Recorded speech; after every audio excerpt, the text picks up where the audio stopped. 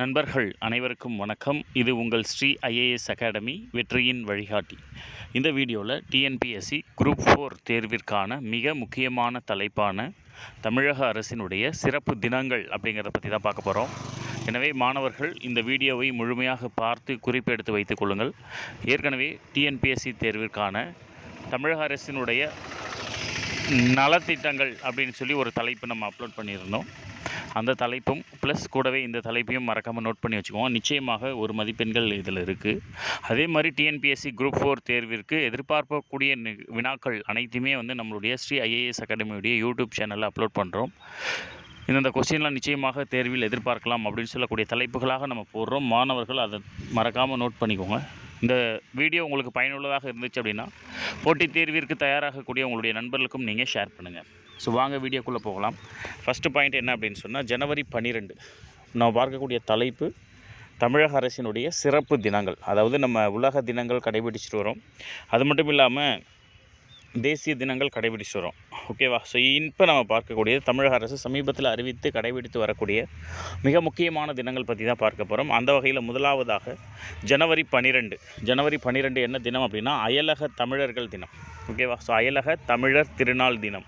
அதாவது வெளிநாட்டில் வாழக்கூடிய தமிழர்கள் அவங்களுடைய தியாகத்தை, அவங்களுடைய உழைப்பை போற்றக்கூடிய வகையில் இந்த அயலக தமிழர் தினம் அப்படிங்கிறது ஒவ்வொரு ஆண்டும் ஜனவரி 12ஆம் தேதி கடைபிடிக்கப்படுகிறது. எந்த வருஷத்துலேருந்து கடைபிடிக்கப்படுகிறது அப்படின்னா 2022 முதல் கடைபிடிக்கப்படுது. சரியா? ஸோ ப்ராக்கெட்டுக்குள்ளே அது எந்த வருஷத்துலேருந்து கடைபிடிக்கிறோம் அப்படிங்கிறதையும் கொடுத்துருக்கேன், மறக்காமல் நோட் பண்ணிக்கோங்க. ஸோ அதே போல் ரெண்டாவது February 24 அப்படிங்கிறது மாநில பெண் குழந்தைகள் பாதுகாப்பு தினம். ஓகேங்களா? ஸோ மாநில பெண் குழந்தைகள் பாதுகாப்பு தினம். ஜனவரி 24 நம்ம தேசிய பெண் குழந்தைகள் பாதுகாப்பு தினம்னு கடைபிடிப்போம். இது February 24. ஸோ தமிழ்நாடு மாநில பெண் குழந்தைகள் பாதுகாப்பு தினம்.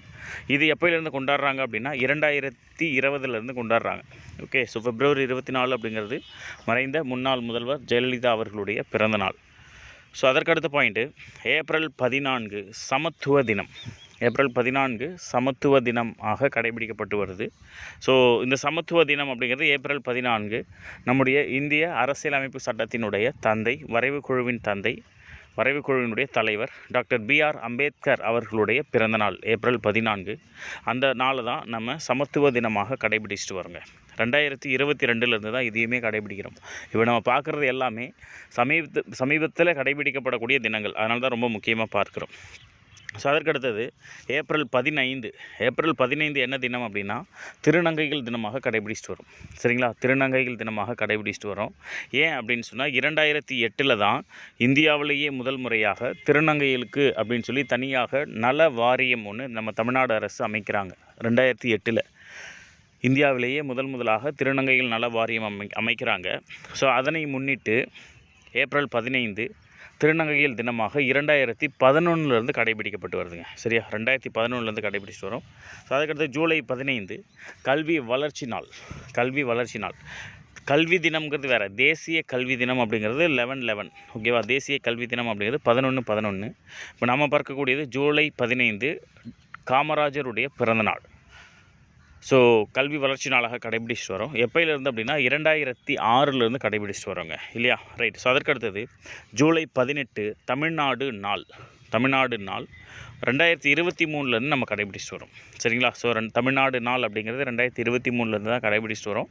என்றைக்கு அப்படின்னா July 18. ஏன் சார் அப்படின்னு சொன்னால் 1967ஆம் ஆண்டு ஜூலை மாதம் 18ஆம் தேதி சென்னை மாகாணம் அப்படிங்கிறத தமிழ்நாடுன்னு பெயர் மாற்ற கோரிய தீர்மானம் நம்முடைய மெட்ராஸ் சட்டமன்றத்தில் நிறைவேற்றப்பட்டது.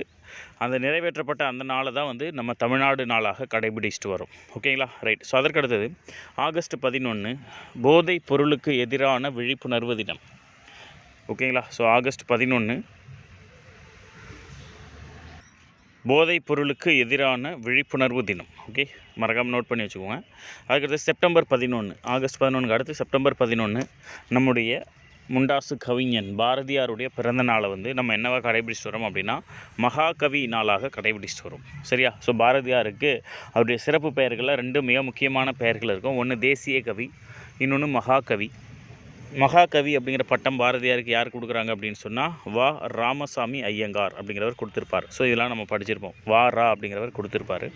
ஸோ அந்த செப்டம்பர் 11 தான் வந்து பார்த்திங்க அப்படின்னா மகாகவி நாளாக கடைபிடிச்சிட்டு வரும். அதற்கடுத்தது செப்டம்பர் 17 சமூக நீதி நாள். ஓகேவா? ஈவேரா பெரியாருடைய பிறந்தநாள். தந்தை பெரியாருடைய பிறந்தநாளை வந்து நம்ம என்னவா கடைபிடிச்சிட்டு வரோம் அப்படின்னா சமூக நீதி நாளாக கடைபிடிச்சிட்டு வரோங்க. ஸோ செப்டம்பர் 17 தந்தை பெரியாருடைய பிறந்த நாளை நாம் சமூக நீதி நாளாக கடைபிடிச்சிட்டு வரோம். எந்த வருஷத்துலேருந்து கடைபிடிச்சிட்டு வரோம் அப்படின்னா 2021 கடைபிடிச்சிட்டு வரோங்க. ரைட். ஸோ அதற்கடுத்தது அக்டோபர் 5 வந்து பார்த்திங்க அப்படின்னா வள்ளலாருடைய பிறந்தநாள். சரிங்களா? ஸோ வள்ளலாருடைய பிறந்தநாள் அக்டோபர் 5. இந்த வள்ளலாருடைய பிறந்தநாள் என்னவாக கடைபிடிக்கப்படுகிறது அப்படின்னு சொன்னால் தனிப்பெரும் கருணை நாளாக கடைபிடிக்கப்படுது.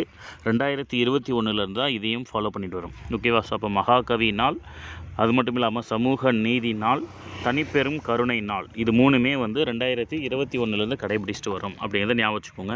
அதுக்கடுத்து அக்டோபர் 12 செம்மொழி தமிழ் நாள்.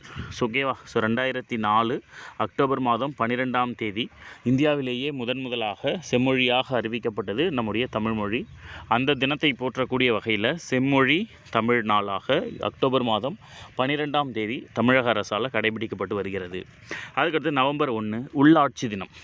நவம்பர் 1 உள்ளாட்சி தினம். ஓகேவா? ஸோ பொதுவாக அரசியலமைப்பு சட்டத்தின்படி கிராம சபை அப்படிங்கிறது ஒவ்வொரு ஆண்டும் 4 நாட்கள் நடைபெற வேண்டும் அப்படிங்கிறது அரசியலமைப்பில் குறிப்பிடப்பட்டிருக்கக்கூடிய ஒரு விஷயம். ஆனால் நம்முடைய தமிழ்நாடு அரசு அப்படிங்கிறது இந்த நாளோடு சேர்த்து மேலும் 2 நாட்களாக ஆக மொத்தம் 6 நாட்களாக ஒவ்வொரு ஆண்டும் கிராம சபை நடைபெறும் அப்படின்னு அறிவிச்சிருப்பாங்க. ஸோ அந்த 6 நாட்களில் ஒரு நாள் தான் நவம்பர் 1 உள்ளாட்சி தினம் அப்படின்னு நான் சொல்லியிருக்கேன். அதில் இன்னொரு நாள் என்ன அப்படிங்கிறது மட்டும் மாணவர்கள் கமெண்ட் செக்ஷனில் கமெண்ட் பண்ணுங்கள், பார்க்கலாம். சரியா? அதாவது காமனாக அரசியலமைப்பு சட்டத்தின்படி 4 நாட்கள் நம்ம நடத்துகிறோம். அது மட்டும் இல்லாமல் இன்னொரு நாள் நடத்துகிறோம். இன்னும் 2 நாள் வந்து தமிழ்நாடு அரசு நடத்தணும் அப்படின்னு அரசாணை வெளியிட்டிருப்பாங்க. ஸோ அந்த 2 நாளில் ஒரு நாள் நான் உங்களுக்கு சொல்லிட்டேன், நவம்பர் 1. இன்னொரு நாள் என்றைக்கு அப்படிங்கிறத மாணவர்கள் கமெண்ட் பண்ணுங்கள். ஓகேங்களா? ரைட். ஸோ அதற்கு அடுத்தது நவம்பர் 18 தியாக திருநாளாக கடைபிடிக்கப்படுகிறதுங்க. ஓகேவா? ஸோ நவம்பர் 18 தியாக திருநாளாக கடைபிடிக்கப்படுகிறது. இந்த தியாக திருநாள் யாருடைய நினைவு நாள் அப்படின்னா நம்முடைய கப்பலோட்டிய தமிழன் வஉசியுடைய நினைவு நாள். ஸோ அவருடைய நினைவு நாளை தான் நம்ம என்னவா கடைபிடிக்கிறோம் அப்படின்னா தியாக திருநாளாக கடைபிடிக்கிறோம். சரிங்களா? ஸோ நவம்பர் 18 வஉசியுடைய நினைவு நாள். இந்த தினமும் 2021 கடைபிடிக்கப்பட்டு வருகிறது. சரியா? ஸோ அதற்கடுத்து லாஸ்ட்டு டிசம்பர் 18 சிறுபான்மையினர் உரிமைகள் தினம். ஸோ சிறுபான்மையினர் உரிமைகள் பாதுகாப்பு தினமாக கடைபிடிக்கப்பட்டு வருகிறது. So December 18. ஓகேங்களா? ஸோ இதுதான் வந்து பார்த்திங்க அப்படின்னா தமிழக அரசினுடைய சிறப்பு தினங்கள். ஓகே, நம்ம ஆஸ் யூஷுவல் கரண்ட் அஃபேர்ஸில் இம்பார்ட்டண்ட் டேஸ் படிச்சிருப்போம். ஜனவரி மந்த்லி வைஸ் படிச்சிருப்போம், ஜனவரி, பிப்ரவரி, மார்ச் அப்படின்ட்டு. பட் அது கூட சேர்த்து நம்முடைய தமிழ்நாடு அரசினுடைய சிறப்பு தினங்கள் இதையுமே நீங்கள் நோட் பண்ணி வச்சுக்கோங்க. நிச்சயமாக குரூப் 4 தேர்வில் இந்த ஒரு தலைப்பும் எதிர்பார்க்கலாம். So wish you all the best. Thank you.